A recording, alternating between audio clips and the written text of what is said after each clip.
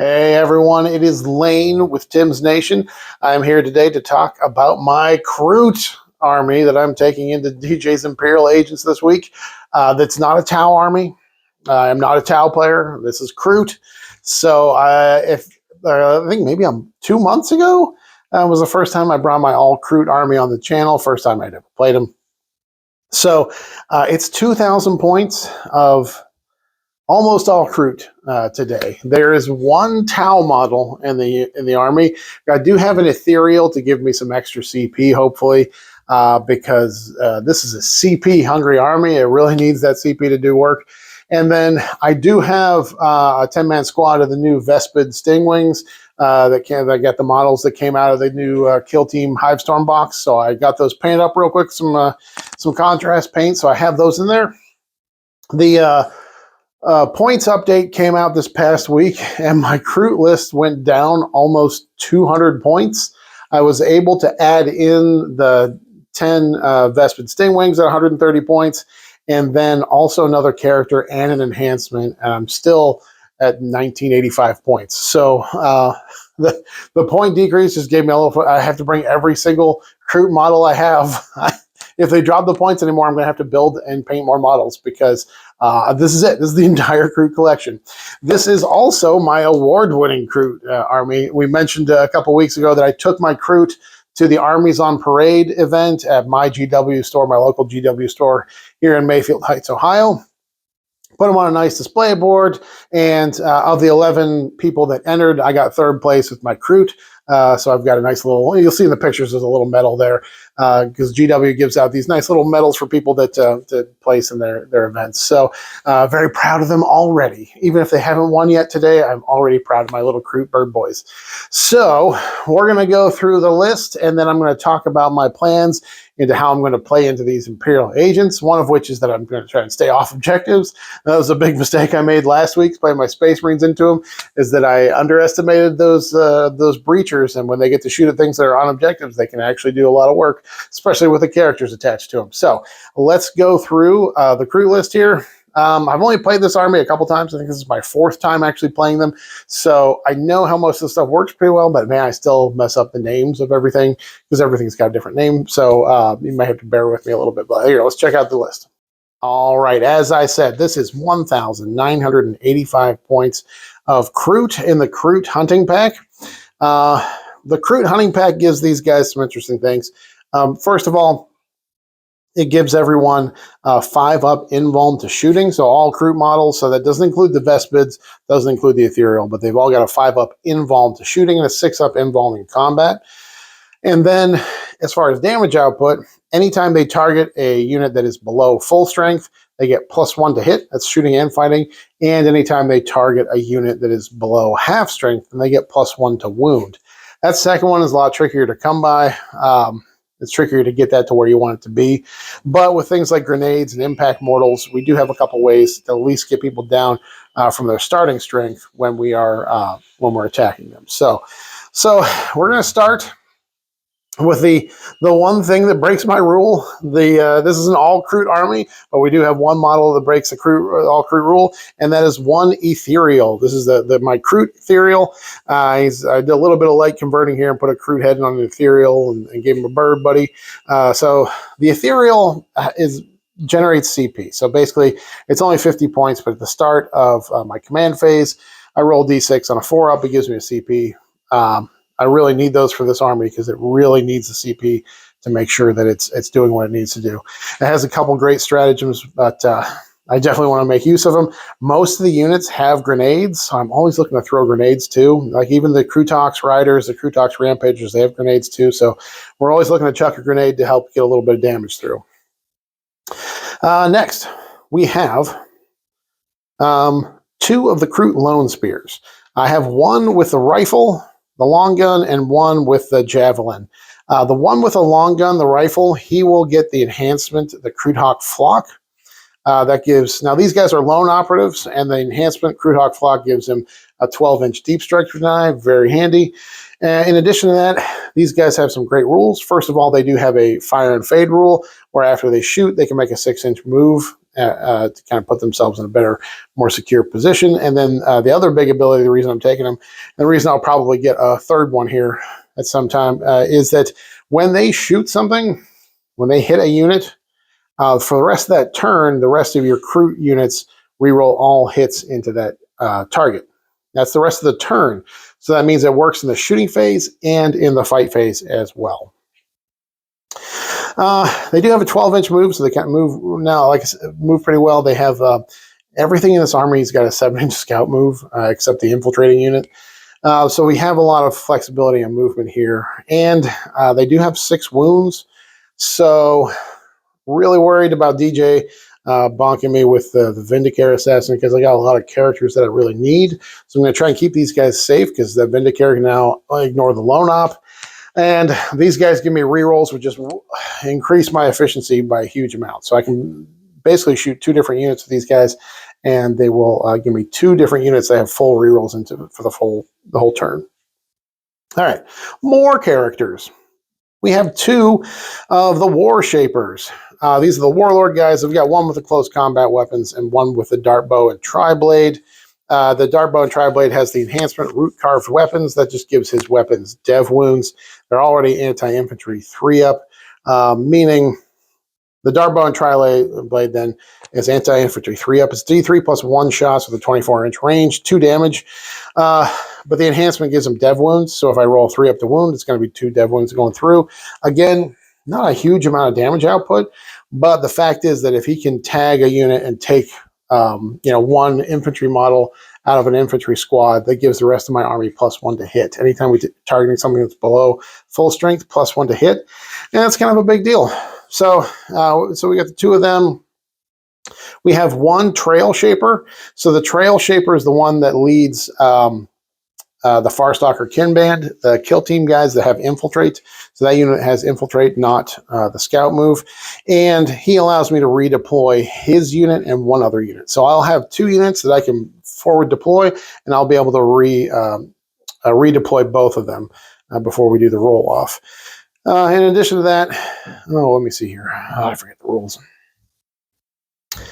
Let's see. Oh yeah, he also gives his unit a counter move. So if anybody moves within 9 inches of him, they can make a normal move of up to D6 inches. So, and then we have 3 of the Flesh Shapers.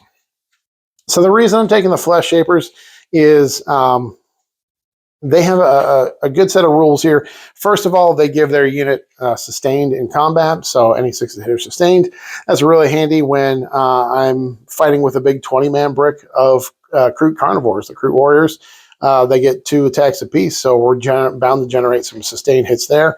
And then the other thing is he gives his unit a 6-up feel no pain, and if his unit kills another unit in combat, then they go to a 5-up feel no pain. These guys get really durable when they naturally have stealth, a 5-up invulnerable shooting, and a 5-up feel no pain. It's really hard to chew through these Kroot. I do have an enhancement on one of them, the Borthrog Land, that gives his unit sustained on 5-ups. I need to paint one of these guys a little bit different. I've got 3 of these models.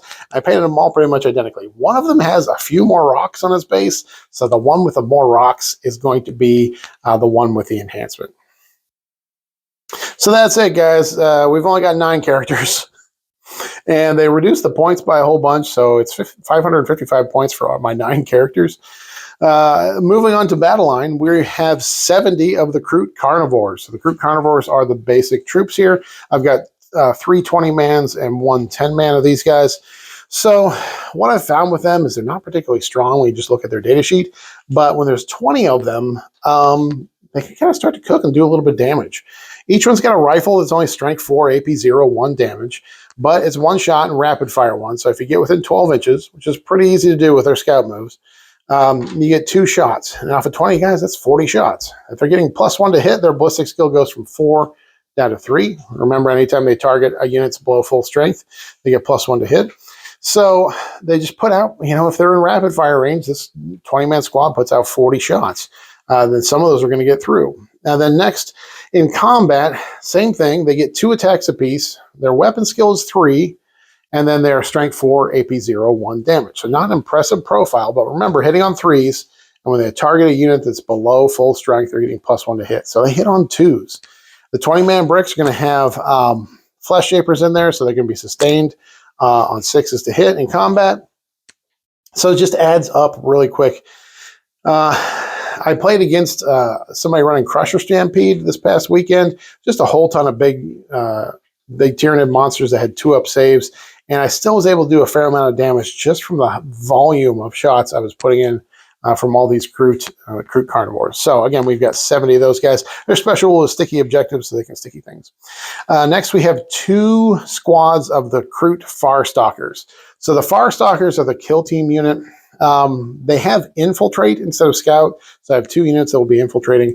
Again, one of them will be led by the trail shaper, and that means I'll be able to redeploy these 2 units.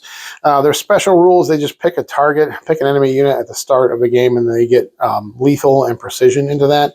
Not a big deal. They've just got some basic guns. But really, I'm just using there's a big old roadblock in the middle of the table and some way to get on objectives early on. Next, we got the dogs. We have 3 5-mans of the Cruit Hounds. These guys are great, only 40 points, 7-inch scout move and a 12-inch move, so they can get out there. They're OC 0, but if they're within 12 inches of character, they get to be OC 1, so I can still do actions with them, get on objectives and control objectives, that sort of thing with them. And their speed just means they can get out there really fast and kind of move block people. And they can also proc off some of my rules. For example, I have a stratagem where I can give a unit +1 to hit or +1 AP in either shooting or fight phase, but it only happens after 1 unit has already fought. So I could charge in a squad of dogs, fight with them, and then spend 1 AP or 1 CP and give the Cruit Rampagers extra AP when they attack. So I have some strategies there. So we've got 15 of the dogs. Next, we've got some Talkx. We've got 9 of the Talkx Rampagers. I'm just going to run these in 3-man squads. These guys, they don't have a great move, a 7-inch move, but they are decent in combat. They do have a fair number of attacks. Both a rider on top is only strength 4, but he does get lance. And then the Talkx itself punches pretty well. They do impact mortals. So when they complete a charge, for every rider that gets within engagement range, you roll a d6. And for every 4-up, they do d3 mortal wounds. So again, that's every 4-up does D3. So that can be very swingy, just depending on whether you make those 4-ups and those D3s. But at least they can do some impact mortals, which again triggers their detachment rules. And then we've got also 9 of the Talkx Riders. The Talkx Riders are the ones that have the guns. Just take them all with the repeater cannons. So each one gets 2 shots, strength 7, AP 1, 2 damage. Rapid fire, so they have a 36-inch range. When they're within 18, they get 4 shots, which is a fair number of shots, and they still punch all right in combat too. These guys, so it just gives them more of that same Talkx profile. And there are special rules that if you shoot an infantry within 6 inches of them, then they get to shoot back during your shooting phase. And then finally, I guess these are technically not Cruit, although they are not Tau either. We have a 10-man squad of the Vespid Stingwings. These are the new models from the Kill Team release. I painted them up with a little bit of contrast on them. Did a little orange here to make them stand out from my all my blue Cruit. They are decent. They do have the uppy-downy rule now, and they fixed their uppy-downy rule from what it was before. So at the end of my opponent's turn, I can pick them up off the table if they're not within engagement range, and then they can deep strike on my turn. They do have deep strike, and they do have pretty decent guns. Each one has a gun that has 2 shots, strength 5, AP 2, 2 damage. Ballistic skills only 4, but it is kind of a good marine killing profile. They have some weird rules. If you take a 5-man squad, it's 65 points, but you get no special weapons, no upgrades. If you take the 10-man squad, then you can get up to 3 special weapons, a flamer, a rail rifle, and then a grenade launcher. Plus, you also get the drone, which is something you can pop once per game and the unit ignores cover. So I am running them as a 10-man just so I can get those extra weapons and see if they add up today. So they have a good marine killing profile. Hopefully we can pick up a couple Death Company or Death Watch Marines today. That is the list. All right, so today's plan is to not get on objectives too soon or put things on the objectives that can be killed. Last week, like I said, I served up my entire army on objectives, And those breachers, the characters attached, did pretty well picking up what I put out there. So we're going to play a little smarter this week. Also, the Kroot, everything besides the riders, so all the infantry and all the dogs and all the characters, they all have stealth. So they're going to be neg1 to hit, which causes some problems for those breachers that are naturally hitting on 4. Now, also, DJ's got a couple advantages here. His Death Watch are going to be playing into my Xenos army, so they'll get full rerolls to hit. And then anytime the unit that Kyria Draxus is leading, anytime they target Xenos, they get +1 to hit as well. So he's got a couple buffs going to me, but I'm hoping that my stealthiness makes me a little harder to kill. The plan is to really just move out there and use my stratagems effectively. Again, something like grenades is really strong as far as bringing a unit below its full strength or maybe even below its half strength so that my detachment rules proc off. Also, this will be the 4th time I've played these guys, and I don't think I have ever used the stratagem for 2 CP to bring back a unit. I don't remember if I did that last time. Maybe I did. I don't know. But I want to make sure I've got some CP banked, so when one of my big 20-man squad just dies, I can bring them back. I also need to make sure I hide my characters because I like my characters, and I don't want them to get sniped right away by assassins. But really, I'm going to be looking at the AP strat. So I have a stratagem. I think it's called a trap well laid, where the way it works is I can use it in the shooting phase or the fighting phase, either shoot or fight phase. But after one unit has attacked, I can spend the CP, and then the next unit will get extra AP into that same target. And all the units subsequently will. Now, the trick is that you have to attack with one unit first that doesn't get the buff, and then you spend the CP, and then the remaining units that target that unit in that phase will get the buff. This is pretty easy to proc off in the shooting phase. In combat, it's a little trickier. I got to get multiple units in there.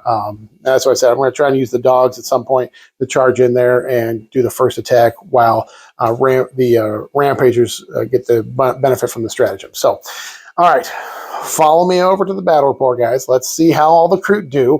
My prediction, listen, I'm not a trash talker, but I think the Kroot are going to win this one.